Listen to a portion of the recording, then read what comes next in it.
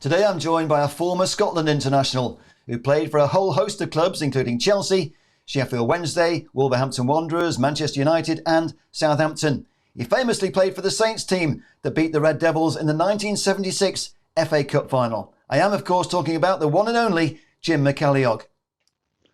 Hi John, nice to be on the show. I'm looking forward to it.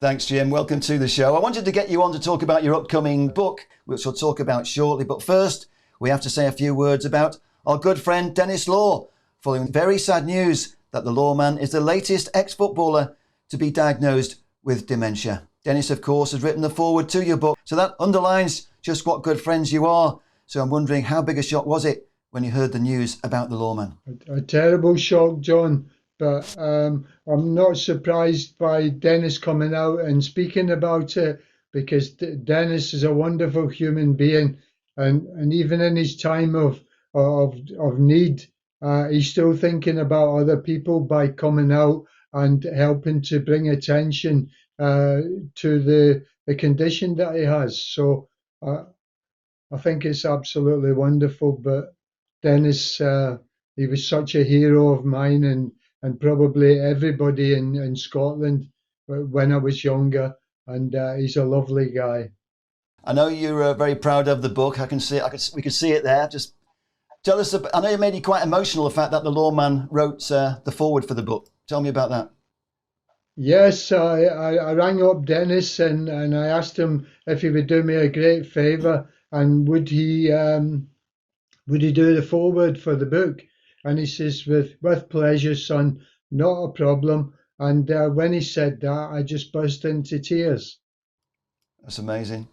I remember the last time I actually saw you was a reunion of that famous Scotland team that claims to be the World Cup winners, because you beat the 1966 England team at Wembley, and it was a fantastic game, and you and Denis both scored, of course, along with Bobby Lennox, and that was a fantastic evening. But just obviously that was probably one of the first big occasions that you remember when you would have played with Denis Law, I guess. Yes, I only played 3 times with Denis, sadly. But the 3 times that I played with him, I cherish it. And like I said, he was such a big hero. I remember as a kid going up to the National Stadium at Hampden straight after school when they used to play games on a Wednesday afternoon back in the day. And it was fantastic to go up there. And I remember one particular game where Denis scored 2, and it was a World Cup qualifier against Czechoslovakia. And of course, to a little Scottish boy like myself, it made him an even bigger hero. I remember that night up in Aberdeen at the Marcliffe Hotel, and it was a very emotional occasion. Even me being English, I kind of felt Scottish almost for the night, because I was surrounded by these jubilant Scots guys, and it was almost like it was yesterday. I couldn't believe that you had such amazing memories of what happened 50 years earlier, and it really underlined it for me, the rivalry that used to have between England and Scotland. I kind of miss those England-Scotland games, and hearing Denis talk about the rivalry with he couldn't go back to Old Trafford and face Bobby Charlton and Nobby Stiles if Scotland had lost, so you had to win, didn't you? Yeah, this was the case, but at least Denis had a few Scotsmen in the team, whereas I was at Sheffield Wednesday, and I was the only Scotsman in the team. So of course, when England won the World Cup, I got a lot of ribbon from the boys, but it was all good banter and a good laugh. And of course, when you play against England, there was so much at stake. And especially for the Anglo-Scots like myself and Denis, you had to try and do as much as you possibly could to get a correct result. I mean, a draw was okay, but a win was utopia. So fortunately for me in my first international, we got the win 3-2. So it was a fabulous day for me, my family, and for my football club, Sheffield Wednesday. And I'll never forget the day.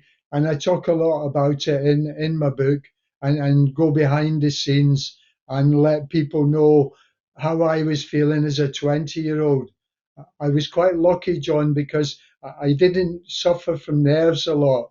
And I felt really confident. I looked around at the Scotland camp and there was some great footballers in our team. I know England had great footballers as well, and it was an amazing triumph to win the World Cup at Wembley for England, and it did the game a power of good. It certainly boosted the game. So, it was all good banter and all good fun. But like you say, everybody wanted to probably like a derby game. You wanted the bragging rights, John. So yeah, it was great, fantastic times.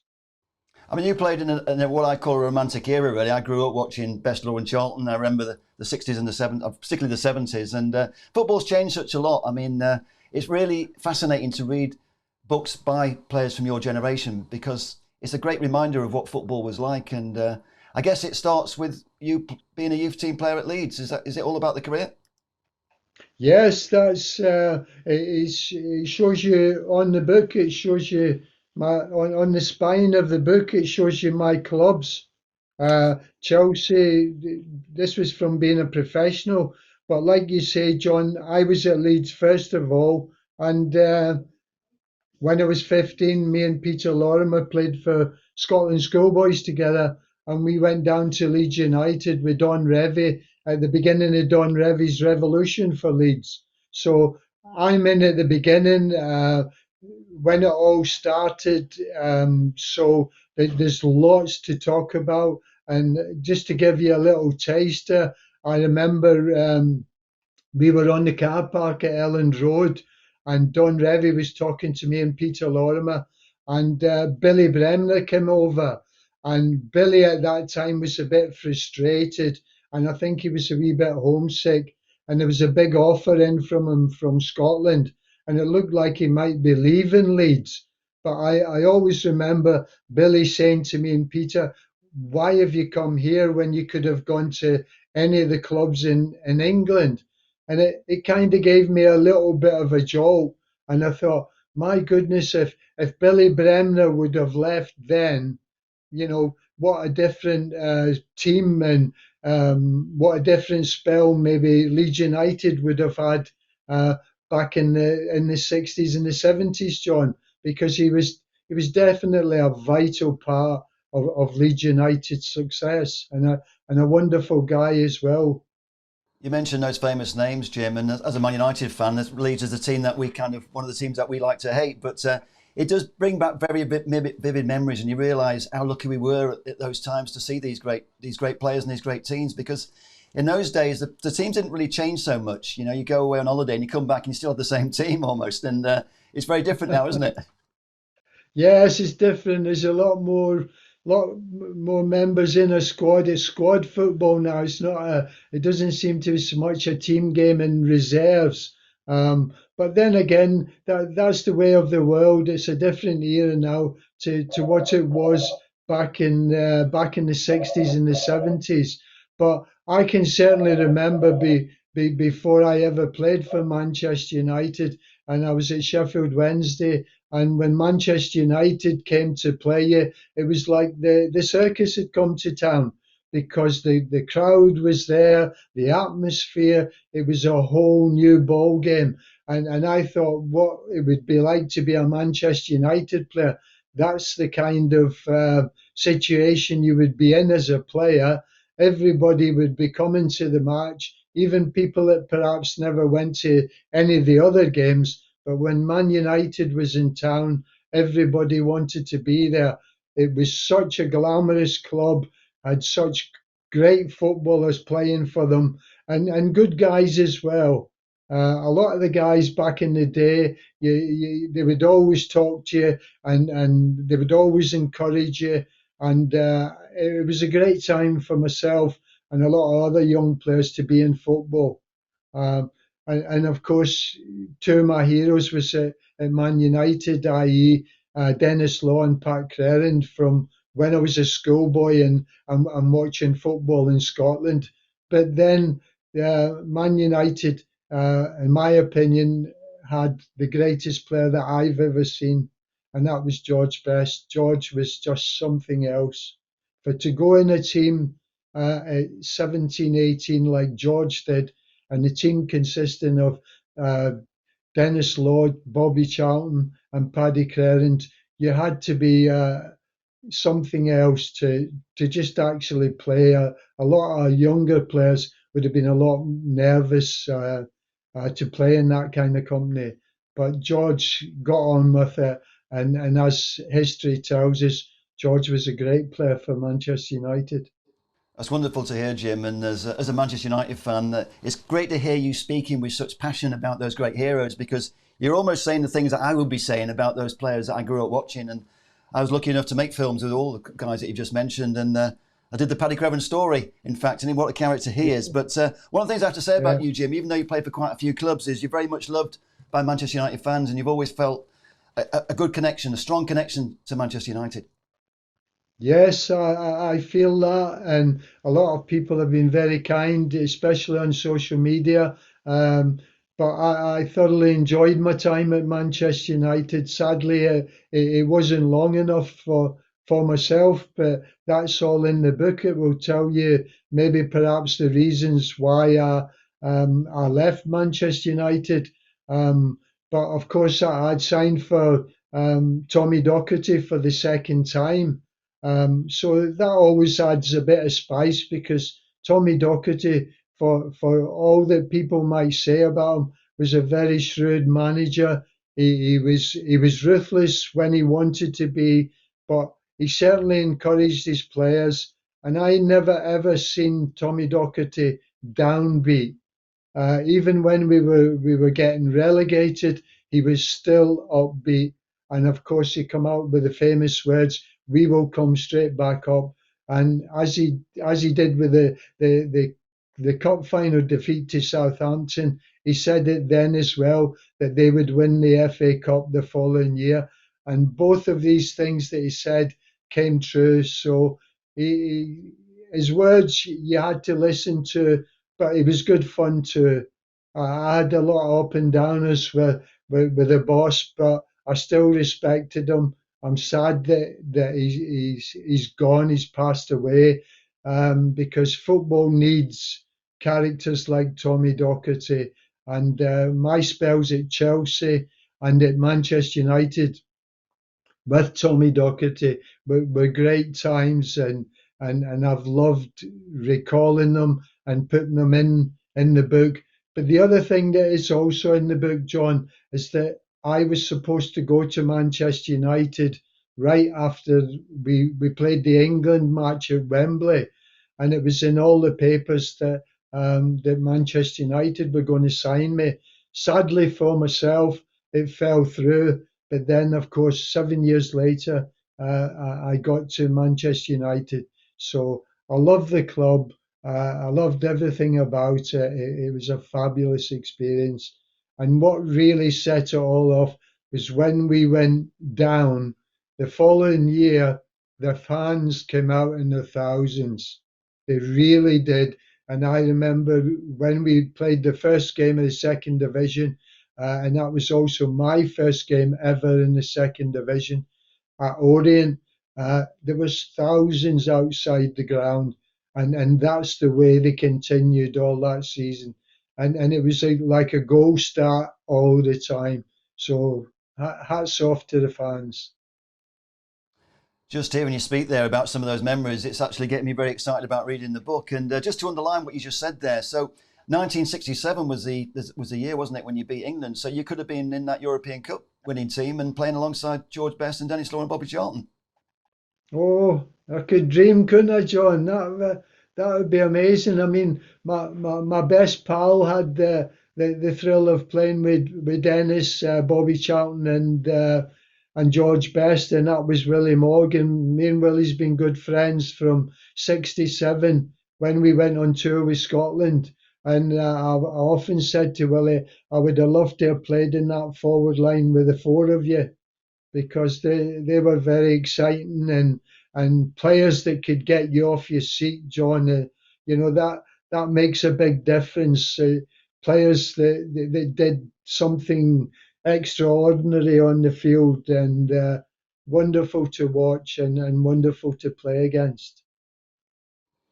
We've spoken a lot about Manchester United, and I can never get bored of talking about Manchester United. But tell us about some of the other clubs. And you obviously had a special relationship with all the clubs that you played for. Yes, I'm thrilled and honoured to say that all my ex-clubs have got on side with me as regards the book, and I'm looking forward to going to Chelsea, to Sheffield Wednesday, to Wolves, to Manchester United and Southampton. And I'm also going to the National Stadium, which is another big thrill for me, John. There will be an event at the National Stadium. So everybody that I've played for, they've all, like I said, they've all come on side with me. And it's absolutely wonderful. I'm so I feel so lucky that they're all getting behind me. So you obviously got quite a few book signing sessions, and I just wanted to give a particular shout out for a friend of ours, Billy Hunter, because you're doing a signing session at his pub, the Clermiston, on September the 3rd. But how many signing sessions have you got? And is there any other ones that you want to give dates for so people can look out for them? The dates are not 100% at the moment, John, but I will be putting a post up later, probably today or over the weekend, to give people an idea of where they can get the book. Besides, we will also be putting on a post for the pre-orders, so people can order the book, but they will also know where I'm going to be at a certain time. So I'm really looking forward to going to see the fans at Chelsea, at Sheffield Wednesday, also at Wolves. Wolves was a big club for me, and a big club in the history of football. Fantastic fans that are down there. Had a real good feeling for the football club. But Sheffield Wednesday, as a young boy and being transferred for a British record fee at that time, Sheffield Wednesday fans were amazing. They really encouraged me. I was only 19 years of age, and they got behind me. And of course, a wonderful time I had with Chelsea when I thought should have won the treble. We were in contention. I was only 18 years of age, but I was in the squad, and we were in contention back then in 1962 for the treble. We were in the semi-final of the FA Cup. We'd already won the first leg of the League Cup, and we were in between ourselves, Manchester United and Leeds, for the title. So their clubs, Chelsea and Sheffield Wednesday, had a big bearing on my career in football, as did Leeds United with Don Revie. When I think about it, Leeds United, there were four players at the club who became either the coaches or the managers, and they had won the Player of the Year. Don Revie had won it, Sid Owen, Bobby Collins, and Billy Bremner. All these guys, and I was getting advice and helpful hints about playing in midfield off of Billy and Bobby Collins, and also Don Revie. So the people that I've come across in my football life, great football people, some great players, great rivalry with a lot of teams, and of course a lot of teams that I played against, and it was a privilege to play on the field with some of these guys. Absolutely fascinating. I think it's worth underlining as well what a big club Sheffield Wednesday were, and playing at Hillsborough must have been a fantastic atmosphere back in those days. I remember going to a couple of semi-finals in the 70s there, and it was a fantastic stadium when it was full. It must have been a great privilege to play for that club. Who were the players that you remember from that era, and any particular games? I've been very fortunate, John. I've got players who have put testimonials in the book from all of my clubs. And from Sheffield Wednesday, Don Megson, the captain, has put in a testimonial. So has Peter Eustace, a midfield player who I thought should have played for England. I'm just at a loss why he never got capped. And of course, David Ford, who played up front, and there was another player who I thought should have been capped by England as well. I know both Peter and David played in the under-23s, but sadly for them, the full international cap, it didn't come along. But, you know, great players to play with. We had a really good side, a young side at Sheffield Wednesday, because the manager, Alan Brown, believed in youth, and he was certainly on the right track with what he was doing at Sheffield Wednesday. But sadly for me, he decided to go to Sunderland, which was a club that was pulling at his heartstrings. And I just wish he'd have stayed at Sheffield Wednesday, because all the players had a lot of time for him. At times, Sheffield Wednesday kind of, in my opinion, looked to have the best ground in the country, whereas at times I wanted them to buy some more players and have the best team in the country. And I fell out with the general manager, Eric Taylor, who I thought was more interested in, like I said, the ground than the team. And I thought they should have made more money available for the team. I talk about this in the book because the club meant so much to me. Sheffield Wednesday, they were great fans, and I just didn't think that at board level they matched up to the support they were getting off the field. It's interesting that we're still having these discussions about, do you spend the money on the team or the stadium, and it's not really changed, has it, Jim? But let's move on to Wolverhampton Wanderers, another very successful club in the 70s, and a club with a proud history. Obviously, you enjoyed your time there as well, didn't you? Yes, Wolves. Wolves was a team with great traditions. They had been in European football before anybody back in the 50s. So it was a very famous club and a great club to go to. The chairman there, Mr. Ireland, he had the opposite view of Eric Taylor at Sheffield Wednesday, because Mr. Ireland had a plan for a ground to improve all the ground at Molineux, but he decided in his wisdom that he wanted to spend the money on the players. So kudos to Mr. Ireland for having the sense to build a team, and we were a good team, John. We were not far short of taking more honours while I was at Wolves. We got to the UEFA Cup final. Sadly, we lost 3-2 in aggregate in a two-legged final to Spurs. But over the two games, I thought we were the better side. We did win the League Cup, which was fantastic for the fans.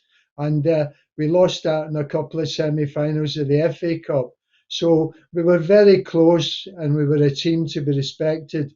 But we had a lot of good players in our team.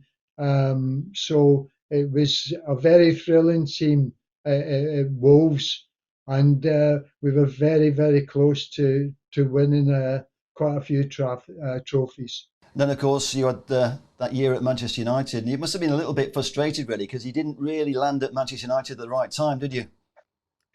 No, I couldn't have landed at Manchester United at a worse time. I think we had 11 games to go, and we were bottom of the league.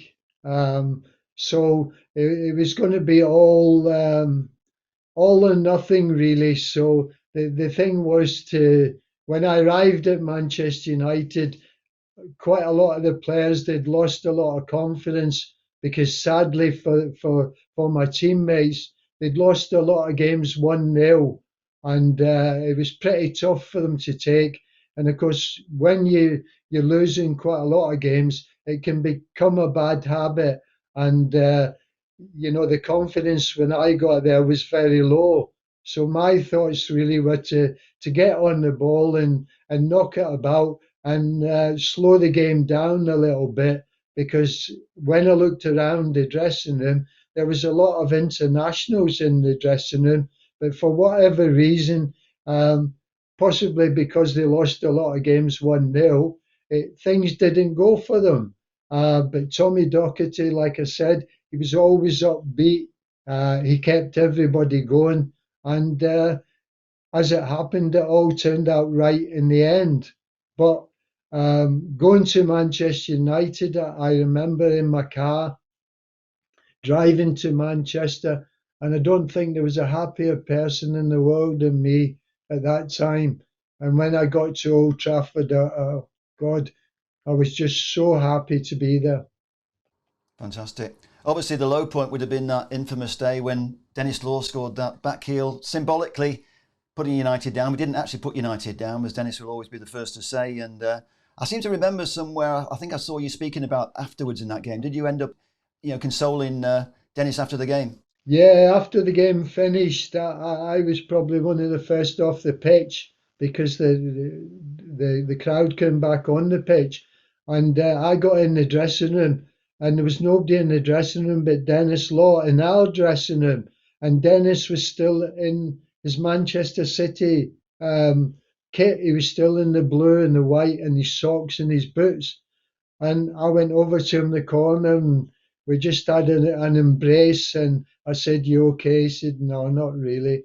And we just sat there. And I was fearing the worst when the boss come in because Denis and Tommy Docherty, they're quite fiery characters. I thought, you know, I hope nothing happens here, but I stayed around just to see what would happen. But in fairness to Tommy Docherty, he come in the dressing room and he seen Denis in the corner. He never said anything. He just walked over to Denis and he shook hands with Denis, and then he carried on talking to his team. So it all turned out well, but it must have been a funny old moment for Denis because Manchester United was and still is a big part of Denis's life. Absolutely, would have been fascinating to be a fly on the wall at that moment. And as a Manchester United fan, we all loved the Tommy Docherty era, but many of us will never forgive Tommy Docherty for the way that he got rid of Denis Law. And I know it's a difficult thing to talk about, but how did the players feel about when Denis left the football club? Well, I wasn't actually there then, John. He had gone the season before. So obviously it was a shock to the club. To the players and what have you. But sadly, the football's football, John, and football moves on. And like I said, people probably don't like Tommy Docherty because he did that. But Tommy Docherty, besides being an upbeat and a real character, he could be pretty ruthless when he wanted to be. And I got that as well because it was a bit of a shock for me when I left Manchester United, and that's football, John. It's you just got to move on, and of course, Denis moved on to Manchester City. And of course, you moved on and you kind of had your moment, didn't you? Because of all teams to play in the FA Cup final in '76 for your new team, Southampton, it was Manchester United. So that must have given you a lot of pleasure winning the FA Cup with Southampton against the club that you kind of had so much passion for as well. Yeah, the thing was, I'd played in the cup final 10 years previous, John, and in 1966 with Sheffield Wednesday, and we were 2-0 up and we lost the cup final 3-2. That was for a 19-year-old, that was the, probably the worst moment in my football career. And, to go back there 10 years later with Southampton, and we were underdogs, but I couldn't see the reasoning behind that because we had a lot of experience in our team. And I think little Lou Macari hit on it later, and he said that Man United were a young and upcoming side, but Southampton had the experience. And I think the longer the game went on, I think it was always going to go our way. And Wembley's a place that finds out some players at times. Some just they just they can't rise to the occasion, but some other players can rise to the occasion. And I think we rose to the occasion that day. I think after 20 minutes, we were well in the game, and I think we deserved to win in the end because, like I said, they were very much the up and coming team, and they were a very fit team, and they'd done brilliant in the first division. In fact, at one bit it looked like they were going to win the championship, uh, win the league, and that would have been quite amazing to come out of second division and win it again, win the first division the following year. So yeah, it was quite a day for myself. Uh, Obviously, winning Wembley in the cup final is what you dream about from being a kid back in the Gorbals in Scotland. I would watch the FA Cup final from probably about 10 o'clock in the morning until it finished after the game late afternoon. So it was a great day for Southampton, who have never won anything of that kind of standing. But in fairness to the Southampton supporters that day, they were absolutely magnificent. They cheered for us the whole way through, and they kept us going. And the thing was, I think maybe Manchester United might have underestimated the quality of some of the players that we had, because you don't get many better players than Mickey Shannon, Peter Osgood.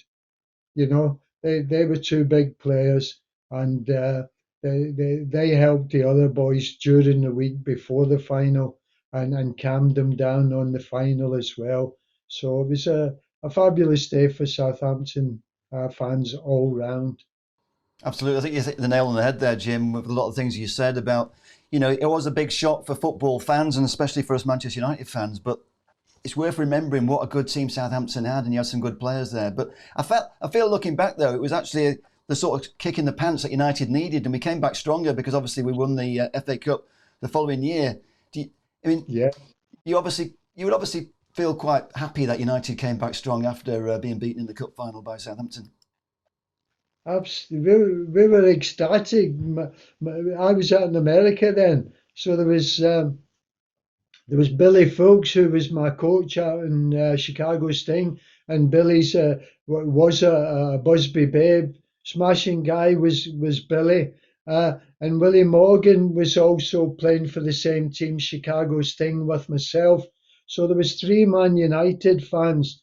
Couldn't wait to get the news of the cup final to see if United had beat Liverpool. And of course, when the news come through, we were absolutely thrilled, and I'm sure we had maybe a half a lager on the strength of it, John, because it was good that they'd come back. I mean, I was happy I'd got my medal the year before. So if any other teams that I would have wanted to win the cup final, United would have been up there.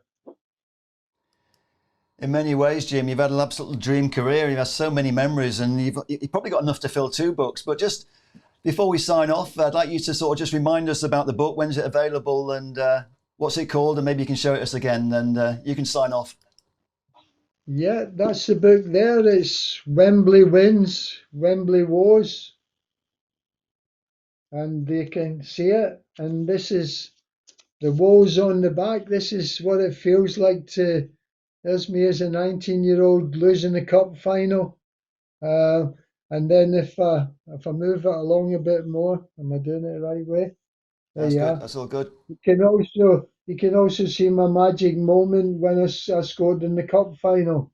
That was after 4 minutes, and also you can see the testimonials. You can see the the names. Can you see the names, John? It's just about seeing it. It's fantastic. It looks like a really nice book. I really like that picture. You got your hand over it now, but the Yeah, celebration picture for you scoring the yeah, cup final goal. It yeah. really embodies your career. It's a fantastic looking book, and can't wait to get a copy. Yeah, I love the spine, John. I really do, because the spine I think is great. It just shows you all my clubs. That's a good selection Yeah, of clubs, that Jim. But I'd just like to thank you anyway. Thanks very much for spending the time talking to us today. It's obviously I've enjoyed looking at your memorabilia as well over your shoulder. You've got a nice little collection there, a little bit of a hall of fame for Jim McCalliog. And Yeah, thanks to your good yeah, lady Debbie for helping to organise this. There's just one thing I'd like to mention before we go. I know I'm going to see you in October at a dinner for the Edinburgh Supporters Club dinner on the 9th of October. And I know they're going to be raising money for many charities, including the Denis Law Legacy Trust. So it's nice to, it's going to be a bit of a reunion as well. I think you've got Martin Buchan, I think, is going to be there, and Brian McClare, and a couple of other old boys. So look forward to that, Jim, and I hope you're looking forward to it too. yes. Peter Woods, who looks after the Manchester Reds in Edinburgh. I've been there a few things with Peter, and also Brian McClare has been there once. So it'd be nice to catch up with them guys. And like we say, Manchester United is a club for all over the world, and they even have their own Reds in Edinburgh, which I think is brilliant. But Peter and his and the people that are helping him, they do a lot of good work, and it's just nice that this is going to Denis Law's trust legacy. Part of the funds will go there. So it'll be a lovely night, and I'm really looking forward to getting my dicky bow on and having a bit of fun. I'm looking forward to it as well, Jim. And don't forget to bring plenty of copies of your book, because I'm sure there's going to be lots of guys there who are going to be really looking forward to reading about the Jim McCalliog story. So don't forget, bring your books, and I'll see you on the October the 9th in Edinburgh. Yes, October the 9th, Friday night. So yes, I will bring them along, John, and I'm really looking forward to the evening. And thank you very much, John, for doing the Zoom call with me to help promote my book. Thank you so much. Thanks, Jim. It's been a pleasure. Thanks for joining us.